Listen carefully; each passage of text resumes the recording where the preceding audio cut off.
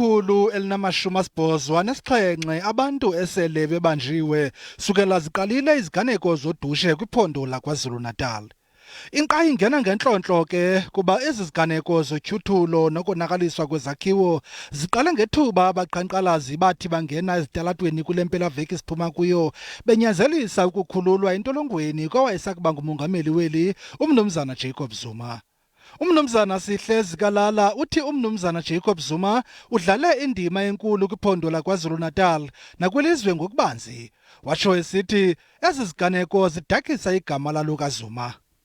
Lo msebenzi unqamalala awenzile masingawubuyiseli emumva. Osomabhizinisi abancane abasebenza emalokishini nasey'ndaweni ezisemakhaya masingabacekeli phansi.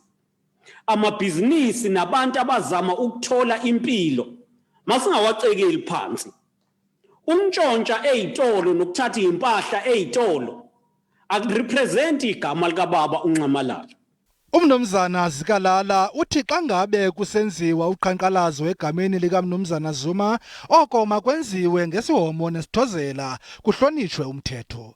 Lo kaZikalala uthi uluntu maluzikhwebule kwezi zenzo kuba ekugqibeleni lulo oluza kuva ubunzima.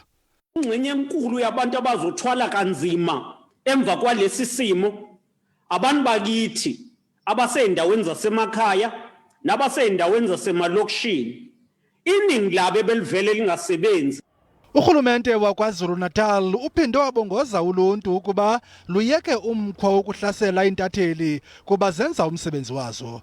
Umnumzana Zikalala uthi uluntu malehlise umoya ze kubekho noxolo. Ukanti ukuzakuthi ngoku bangaphaya kwama480 abantu esele bebanjiwe ngokweyamene nodushe lwasedlangalaleni kwiphondo laKwaZulu-Natal nelaseGauteng.